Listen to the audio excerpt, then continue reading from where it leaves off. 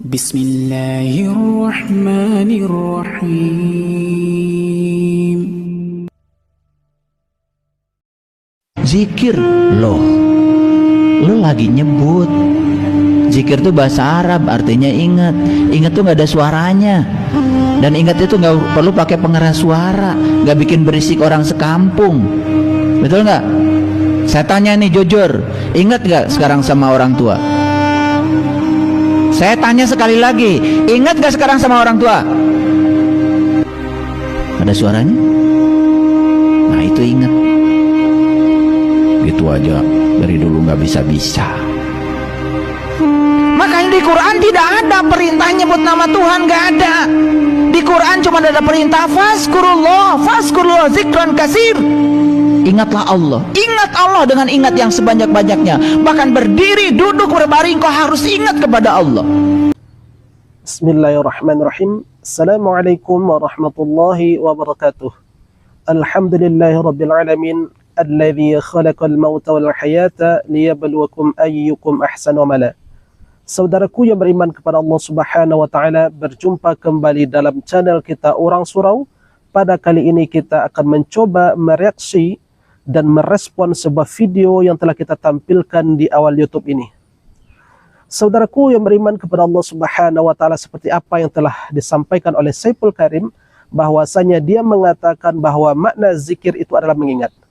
Saudaraku yang beriman kepada Allah Subhanahu wa taala, kalau kita lihat dari makna zikir itu kan dari bahasa Arab, dari kata zakara yadhkuru zikran, artinya menyebut dan mengingat. Saudaraku yang beriman kepada Allah Subhanahu wa taala, di dalam Al-Qur'an sebenarnya kata zikir itu sangat bervariasi dan sangat banyak ragam maknanya. Seperti apa yang Allah sampaikan di dalam surah Al-Hijr ayat 9, A'udzu billahi minasyaitonir rajim. Bismillahirrahmanirrahim. Inna nahnu nazzalna dzikra wa inna lahu lahafizun. Kita ulangi, inna nahnu nazzalna dzikra wa inna lahu lahafizun.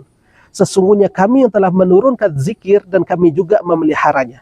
Apa makna zikir di sini? Makna zikir di sini adalah Al-Quran. Sesungguhnya kami yang telah menurunkan Al-Quran dan kami jugalah yang memeliharanya Al-Quran. Ini yang pertama. Adapun yang kedua, di dalam surat Yasin ayat 11 Allah pun mengatakan bahwa innama tunziru man ittaba dzikra wa khasyar rahmana bil ghaib fabashshirhu bimaghfiratin wa ajrin karim. Innama tunziru man ittaba dzikra. Makna zikir sini adalah sebagai peringatan. Hanya saja engkau wahai Muhammad memberi peringatan bagi mereka yang mau mengikuti peringatan tersebut, kata Allah Subhanahu wa taala. Jadi makna zikir di dalam ayat ini adalah bermakna peringatan. Kemudian yang ketiga, dalam ayat lain Allah mengatakan dalam surat Shad ayat 1. Shad wal Qur'ani dzidzikri, ya. Shad hanyalah Allah yang tahu makna Shad tersebut. Kemudian Al-Qur'an itu adalah kejayaan, keagungan. Artinya makna zikir di sini adalah kejayaan ataupun keagungan. Saudaraku yang beriman kepada Allah Subhanahu wa taala, jadi makna dari zikir itu sangat-sangat bervariasi sekali di dalam Al-Qur'an. Pun Allah sampaikan di dalam surat Toha ayat 14, Allah mengatakan aqimis salata li dzikri. Tunaikanlah salat untuk mengingatku, kata Allah Subhanahu wa taala. Kalau dimaknai zikir di sini hanya mengingat, apakah sah solat hanya dengan cara mengingat? Tentunya tidak. Sementara solat itu adalah diawali dengan takbir, kemudian diakhiri dengan salam. Itu yang dikatakan solat. Kalau dimaknai zikir secara apa yang disampaikan oleh Saiful Karim hanya artinya mengingat, apakah sah, apakah cukup solat itu hanya mengingat?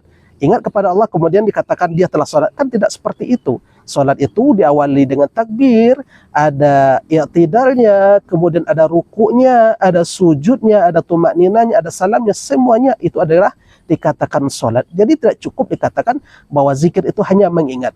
Sebab akan bertabrakan dengan ayat yang telah kita sebutkan tadi, bahwa as-salatu li zikri, salat itu untuk mengingatku, kata Allah. Apakah cukup, sekali lagi, apakah cukup hanya dengan mengingat Allah kita sudah dikatakan salat? Tentu kan tidak. Saudaraku yang beriman kepada Allah Subhanahu wa taala, jadi sangat luas sebetulnya makna dari zikir itu. Saudaraku yang beriman kepada Allah Subhanahu wa taala, ini yang pertama yang mesti kita sampaikan, bahwa makna dari zikir itu sangat luas sekali. Ya, sehingga ada istilah zikir itu zikir khafi, ada zikir tajalli. Ini kan semuanya adalah pembagian dari zikir. Kalau kita lihat apa yang disampaikan oleh ulama tasawuf, ya, bahwasanya mereka itu membagi zikir itu dengan 3 bentuk. Yang pertama itu ada namanya zikir kauli atau zikir lisani. Ini zikir yang tentunya diucapkan, disebutkan. Sebagai contoh, ketika kita membaca takbir, Allahu Akbar, membaca tasbih, subhanallah, membaca tahlil, la ilaha illallah. Ini semuanya zikir. Termasuk baca Al-Quran pun adalah bagian zikir, membaca salawat pun merupakan bagian dari zikir. Ini yang pertama. Kemudian yang kedua ada namanya zikir qalbi. Nah ya, jadi para ulama membagi diantaranya ada zikir qalbi, artinya zikir dengan hati. Tentunya mereka itu yang selalu bertafakur, merenungi ciptaan Allah Subhanahu wa taala. Kemudian yang ketiga ada namanya zikir af'al ataupun zikir bil jawarih.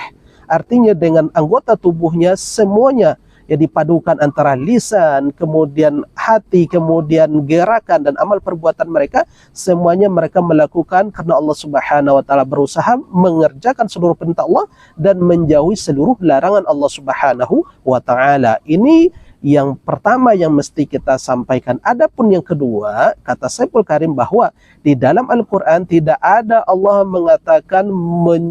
mengatakan bahwasanya ada perintah mengingat Allah di dalam Al-Quran. Saudaraku yang beriman kepada Allah Subhanahu wa taala, seperti yang kita sampaikan di awal tadi, kalau kita salah dalam memahami apa makna dari zikir, maka kita tidak akan menemukan, kita akan hanya mendapati sedikit dalil tentang menyebut zikir dalam Al-Quran. Sementara di dalam Al-Quran itu sendiri, makna dari zikir itu sangatlah luas. Saudaraku yang beriman kepada Allah Subhanahu wa taala, paling tidak kita ingin menyampaikan bahwasanya zikir di dalam Al-Quran itu banyak sekali, ya, perintah Allah. Dalil tentang zikir itu banyak sekali dalam Al-Quran. Di antaranya contoh surah Al-Ahzab ayat 41, 42. A'udzu billahi minasyaitonir rajim. Bismillahirrahmanirrahim. Ya ayyuhalladzina amanu dzkurullaha dzikran katsira wasabbihu bukratan wa asila. Allah memerintahkan di situ, wahai orang-orang beriman, zikirlah kepada Allah zikir yang banyak dan bertasbihlah di waktu pagi dan petang. Saudaraku yang beriman kepada Allah Subhanahu wa taala, di dalam ayat lain pun Allah mengatakan dalam surah Al-Baqarah ayat 152, Allah mengatakan di situ, fadhkuruni adzkurkum washkuruli wala takfurun. Ya, jika ingatlah kepadaku, niscaya pun aku akan ingat kepadamu. Ini kan perintah Allah Subhanahu wa taala. Jadi perintah zikir, dalil tentang zikir dalam Al-Qur'an itu banyak sekali. Artinya kita ingin membantah di sini bahwasanya Syekhul Karim berbohong tentang adanya dalil bahwa tidak ada sebuah perintah mengingat Allah dalam Al-Quran. Ini semuanya tidak benar. Sebab untuk mengingat Allah Subhanahu wa taala dalam Al-Quran itu perintahnya sangat-sangat banyak sekali. Di antaranya dari ayat dalil yang telah kita sampaikan tadi.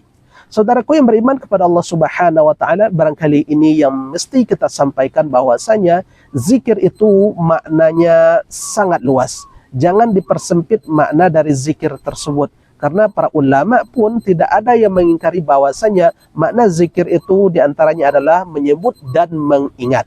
Kemudian yang kedua, bahwa perintah dalam Al-Quran, zikir itu banyak sekali. Di antaranya telah kita sampaikan tadi. Barangkali ini yang bisa kita sampaikan, mudah-mudahan video yang sedikit ini bisa memberikan manfaat. Subhanakallahumma wa bihamdika asyhadu an la ilaha illa anta astaghfiruka wa atubu ilaih. Wabillahi taufiq wal hidayah. Assalamualaikum warahmatullahi wabarakatuh. Alhamdulillahi rabbil alamin.